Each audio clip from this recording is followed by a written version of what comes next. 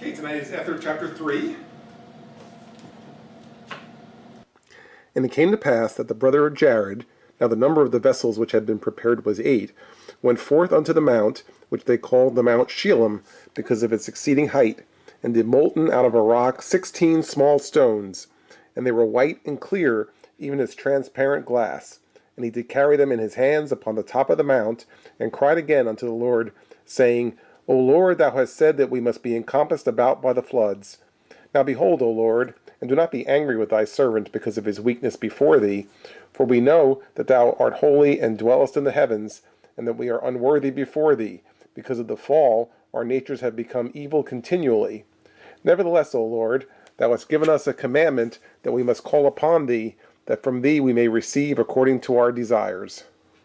All right, so as this chapter begins, kind of right where the previous chapter ended, all right, so it says now the brother of Jared had prepared 8 vessels or 8 barges. Okay, so therefore, as he went up to on the mountain called Shelem here, he says he was going to get some rocks or get some small stones. It says he did molten out of a rock 16 small stones. Right, so he went with 16 small stones. This way is 2 per boat, 2 per barge. I think that's why just reminding you that there were 8 barges. So this way, even though the 16 stones, one for each end.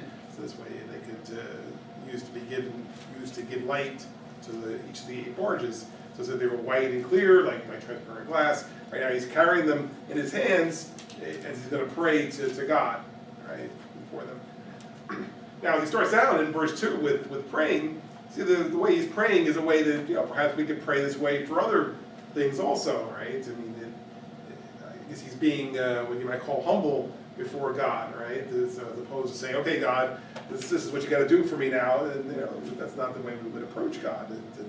As you can see what he's saying, he says, don't be angry with your servant because of his weakness, okay, and we know we're unworthy, and that we make mistakes and such.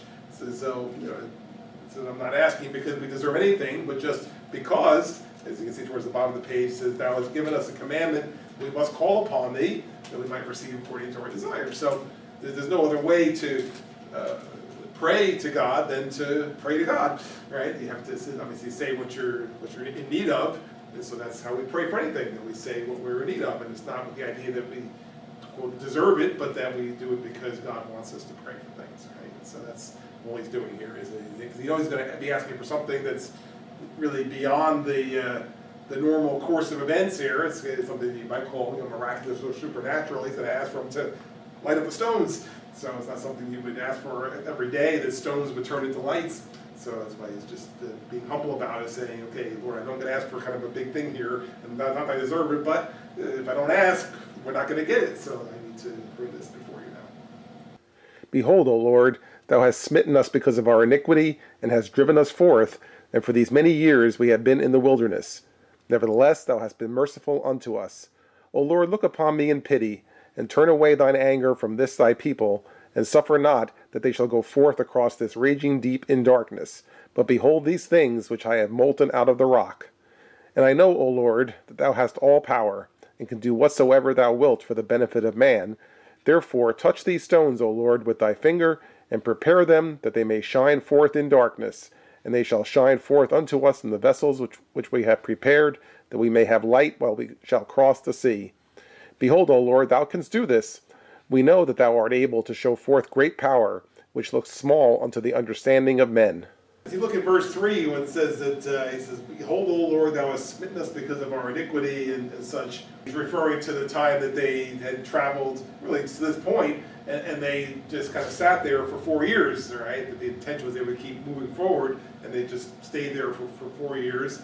Brother Jared went through a period of time without praying to God, to the point where it says God chastised him for 3 hours, right? So, yes, there was some things that they needed repentance for and forgiveness for, and so now to turn around and say, okay, God, now we're also going to ask you for something. So he's just saying that basically don't hold it against us, which of course God doesn't do. If you repent, you're forgiven. And so, but he says, so you spit our iniquity, driven us forth, and so forth, but be merciful unto us. Don't don't make us go across the ocean in the dark, right? Is what he's basically saying, that we have these barges that we built just the way you specified, and so you're not going to make us go across in the dark now, right? And in fact, if you remember though, in the last chapter, God actually asked the brother of Jared, how would you want me to provide light, right? Remember he said, we can't put windows in there because the windows aren't going to last, and you can't make a fire in the boat. So how would you like me to provide light? And so really, this is the brother Jared responding to that, saying, "Here's how how I would like to have it done." Right? So really, it sounded like it was basically his idea, right? He got the stones and he brought them down. He says, "Okay, God, I believe you can do anything. So you can do this." It said it somewhere where he's read. You can do this. You can touch these stones with your fingers and make them light up, and then they'll provide all the light that we need for the barges. Right? So he's just laying it out. And as it says in 4, that I know you have all power, you can do whatever you will, so touch the stones, that we can have light. And then in 5 it says, behold, Lord, you can do this, all right? We know that you have great power and that you can do this, all right? So he's showing faith, all right? Because that's another ingredient that you need, when you're praying for something. There's the humility, then there's faith that God can do anything. So that's what he's showing here, is that kind of faith. And it came to pass that when the brother of Jared had said these words, behold, the Lord stretched forth his hand and touched the stones one by one with his finger. And the veil was taken from off the eyes of the brother of Jared, and he saw the finger of the Lord, and it was as the finger of a man, like unto flesh and blood. And the brother of Jared fell down before the Lord, for he was struck with fear. And the Lord saw that the brother of Jared had fallen to the earth, and the Lord said unto him, Arise, why hast thou fallen? And he saith unto the Lord, I saw the finger of the Lord, and I feared lest he should smite me, for I knew not that the Lord had flesh and blood. After completing this prayer, now he looks at the stones, and he sees the finger come and touch each one. And as the finger touches them, they light up. Now, you think that it's an amazing thing, which it is. That's exactly what he asked for, right? Didn't he say touch him with your finger? Okay, so you say touch him with your finger. Gee, I didn't know you had a finger, right? Well, you said touch him with your finger, so he did. He said the finger touched each one, and they lit up, all right? Now it says the veil was taken from off the eyes of the brother of Jared. So really, in essence, we all have some kind of a veil where we, perhaps see some things, but we don't see it that clearly. I mean, we see the evidence of God doing things, but you don't really see God's finger typically. But so here, the brother of Jared's faith was such that says the veil was removed, and so that he was able to see the finger of the Lord touching the stones. Right? That's how much faith he had, and so that's what we want to stress, that part, that he had great faith. So that's why he was able to see this and ask for this and have this happen. Right? So the veil was taken, he saw the finger of the Lord, and now upon seeing that, he says he was obviously just struck with fear and didn't really know what to make of this.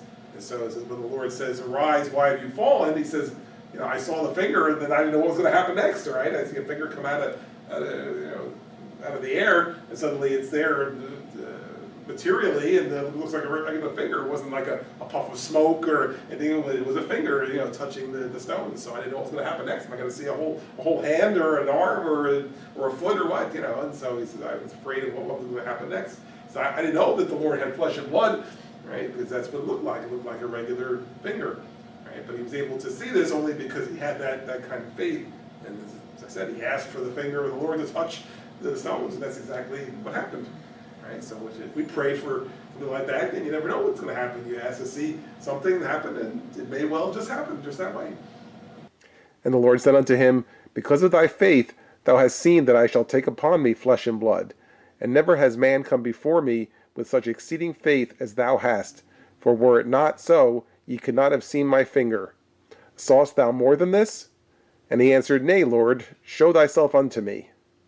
And the Lord said unto him, Believest thou the words which I shall speak?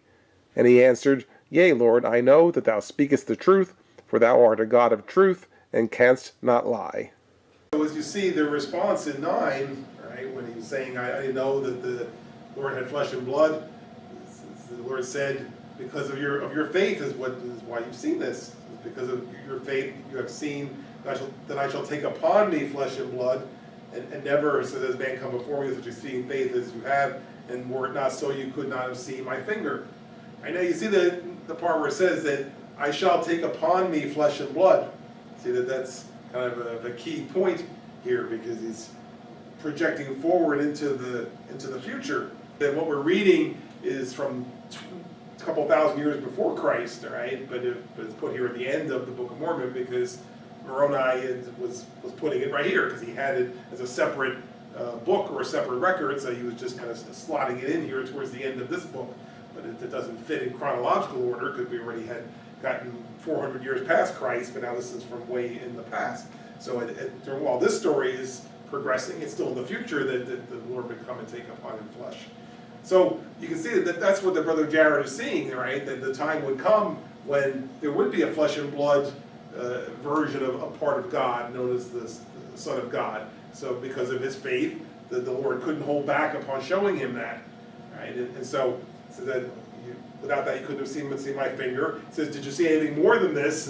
No, I didn't, but I'd like to see more, right? So let's not stop at the finger. Let's see it all, right? And so, but he asked him, do you believe the words which I shall speak? And because again, that's the key point, that you believe what the Lord is saying. So if you believe the Lord is saying, then you can see more. So that's how he's asking him, and now he's ready to show him even more than just a finger.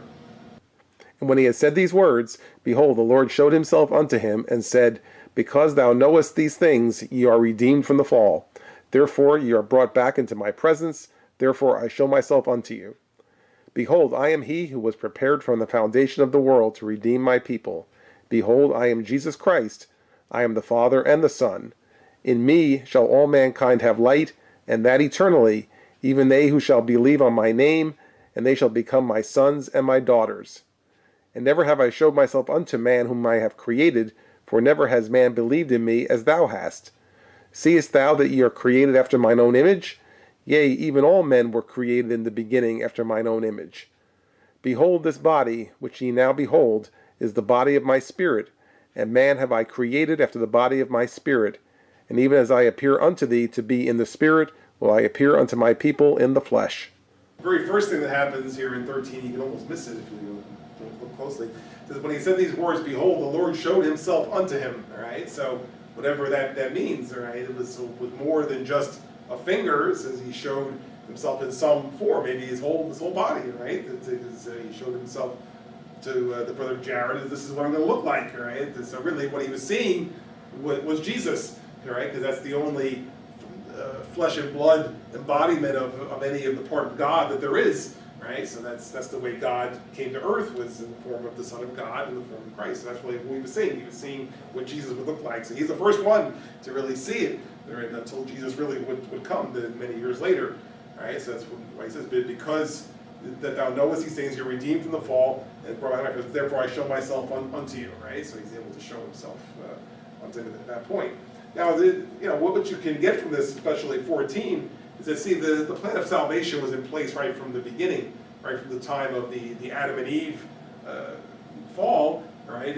Right from there, God put into place the plan of salvation, right? Because he didn't want people to be cut off, so therefore he had a way set up that man could be redeemed, and that way was by Christ coming to earth, right? So what you see from this is that Jesus was always, whatever part of that there was always in existence, right? But of course, he didn't really come to earth until he was born as a baby and then grew up on earth, right? But it wasn't that Jesus was something just created at that point, right?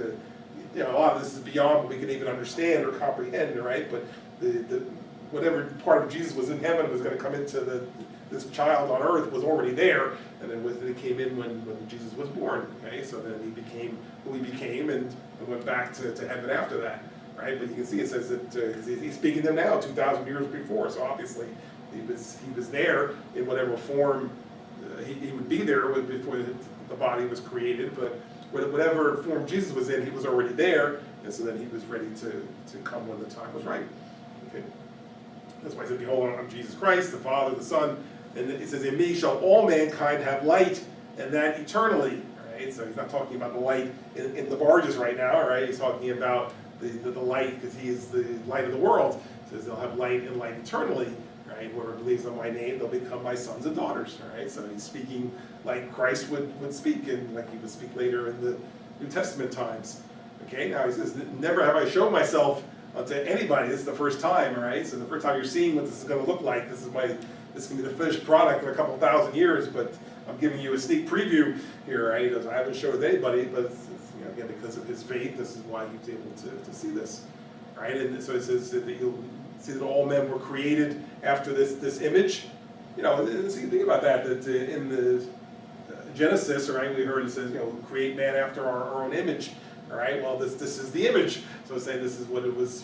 This was the model, right from the beginning. That this is the image that we're talking about. That man will be created after this image. That this is the same kind of image that we're working with now. All right. So it says that this is the body you're going to see. This is the body of my spirit and such. And this was the same kind of body that I used to create man.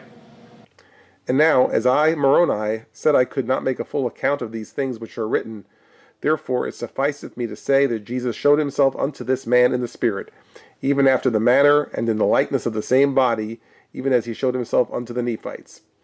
And he ministered unto him, even as he ministered unto the Nephites. And all this, that this man might know that he was God, because of the many great works which the Lord had showed unto him. And because of the knowledge of this man, he could not be kept from beholding within the veil. And he saw the finger of Jesus, which when he saw, he fell with fear, for he knew that it was the finger of the Lord, and he had faith no longer, for he knew, doubting nothing. Wherefore, having this perfect knowledge of God, he could not be kept from within the veil. Therefore he saw Jesus, and he did minister unto him. Now, as we mentioned earlier, that this record is being recorded on the place by Moroni, who is the son of Mormon. So you see now he slots his name back in and kind of reminds you, see, he's the real storyteller here, even though he's taking it from somebody else's story, right? The story he's taken from was written by somebody named Ether, okay, who was the historian for the Jaredite people, but Moroni is transcribing it onto his own place. That's why he now slots in here. He's written up to verse 16. He says, I can't even begin to write everything that happened here. He says, I could not make a full account of these things. Therefore, let me just say that Jesus showed himself to this man, the brother of Jared, in the Spirit, and he did all this to show him that he would be God, but also that he would come in a body, right? And so it says in the same kind of body, like he showed himself to the Nephites back about 400 years before Moroni's writing this, right? When Jesus appeared to the Nephites, as we know, and he showed them his scars and so forth, and they got to see what his body looked like. So it was exactly the same. He said the brother Jared got to see the body the same the way the Nephites got to see the body, except the Nephites saw it after like the resurrection and such, and the brother Jared gets to see it way before anything happened. So it was the same kind of exposure of God to him, right? And so he ministered to him like the Nephites, and so he says, and then he repeats what was said earlier, because of his great faith and knowledge and so forth, that he couldn't be kept outside the veil any longer. So again, it tells us that we're still outside the veil. I think that we believe in God, we have faith, but we don't have that kind of faith that we're led on the very inside to see the things that other people aren't permitted to see. So, but yeah, it says he had that kind of faith. It says doubting nothing. And we're having this perfect knowledge of God. He could not be kept within the veil. Therefore, he saw Jesus and he did minister unto him. That's why we've said at times that Brother Jared is an example of having great faith, and this is where we get that from.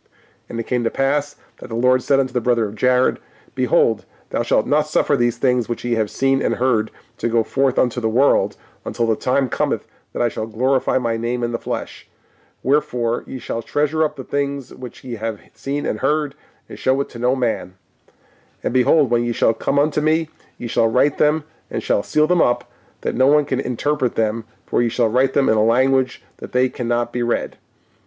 And behold, these 2 stones will I give unto thee, and ye shall seal them up also with the things which ye shall write. For behold, the language which ye shall write I have confounded, wherefore I will cause in my own due time that these stones shall magnify to the eyes of men these things which ye shall write.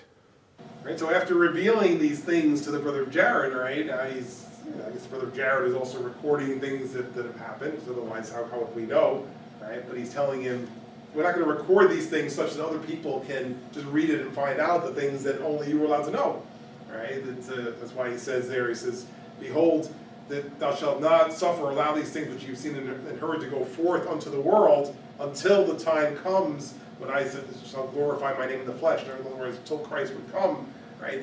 He didn't want this information out there, that you can see the body of God, that you can know whatever the things that he learned by being inside the veil. Right? This was not for people to find out that early on. That he just did this because the brother Jared had that great faith, so he wanted to show him more. But don't go writing it down and hand it out to everybody, all right? Because that's not really how I want it to go out. So that's why he says, "Behold, you shall come unto me, you shall write them and seal them up, that no one can interpret them." So yes, we're going to write it, but we're going to write it in a way that people can't read it. It says we're going to seal them up. And so it says you'll write it in a language that cannot be read, and then we're going to build in the stones that will be used to interpret it later. Right? And now when you see that in 23, where it says, "Behold, these two stones will I give unto thee, and you'll seal them up." Right? When you think of stones, to me, you think of a stone, you think it's like a piece of rock. But it can also be something that's clear, right? Like we heard earlier. So really, like a magnifying glass type thing could be described as a stone. So that's the way I would look at it. It was two things that were able to look through. They would be able to interpret this later on. So that was all put with this. That much later they would be able to interpret this and say what it actually said. Right? It says, "Because behold, the language which you shall write, I have confounded, and so I'm going to wait until my own due time, that these stones shall magnify to the eyes of men these things which you shall write."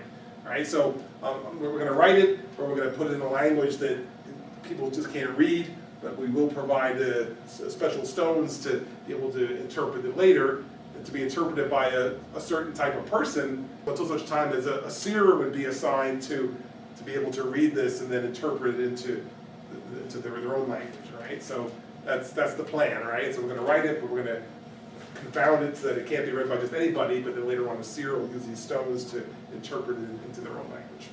It was King Mosiah, all right, was the seer, right? That when they found the 24 gold plates, they brought him. They said, who's going to read these? And they said, it's going to take a seer to read these. Well, so King Mosiah is a seer, so we'll bring it to him. And so he was used to interpret it into their language, so that's how they knew enough to be able to write out this record then. And when the Lord had said these words, he showed unto the brother of Jared all the inhabitants of the earth which had been, and also all that would be. And he withheld them not from his sight, even unto the ends of the earth. For he had said unto him in times before, that if he would believe in him, that he could show unto him all things, it should be shown unto him. Therefore the Lord could not withhold anything from him, for he knew that the Lord could show him all things. And the Lord said unto him, Write these things, and seal them up, and I will show them in mine own due time unto the children of men. And it came to pass that the Lord commanded him that he should seal up the two stones which he had received, and show them not, until the Lord should show them unto the children of men. After giving him instructions about recording his interaction with the Lord, it says now in 25, it says he showed the brother of Jared even more than that. It says he showed him all the inhabitants of the earth which had been and would be, all right, and withheld them not from his sight. Now, when I think about that, I mean, I would find it hard to understand how you can see every single person unless he meant every group of people. But yeah, all the billions and billions of people, I mean, it would have taken a whole number of lifetimes to see them all, I would think. But again, whatever it is, all right, it says he saw some from the beginning to the end. He saw a whole range of information, right, from the beginning to the end. So more even than what had been revealed so far. Right, so he says that he withheld them not from his sight, even unto the ends of the earth. Right, so he showed them everything because of his faith. Right, but now in 27 it says the Lord said unto him, Write these things and seal them up, and I'll show them in my own due time unto the children of men. And so he did that. He sealed that up with the same two stones, and they would be used to interpret that as well. Now the one thing I want to just make a differentiation on here is, see, there's two different groups of information that he's talking about, right? The first group, which we talked about in the last few verses, was just the fact that he saw the body of Christ, right? That it would be a body that would have a finger and other body parts, right? He said, we're not going to let anybody know about that until I've come. So in other words, when people have seen the Lord as a body, then that's fine if they know that you saw it ahead of time. But until that happens, we're not going to let that out. So that was part one. But now part two, which is all this from the beginning to the end, right? That this is even beyond that. So this is going to be sealed up and kept even until some future time. That still hasn't been released down to today. right, which we're going to find out in another couple chapters, that's being held even until some future time. All this information from the beginning to the end, right, that's not been released for general consumption, or if it was, we would know it, and we would have it. So there's more that the brother Jared saw that is still yet sealed even to today, right? So the one thing was about seeing the body of Christ, that became public knowledge when Christ came, and the rest of it is still to be revealed in the future.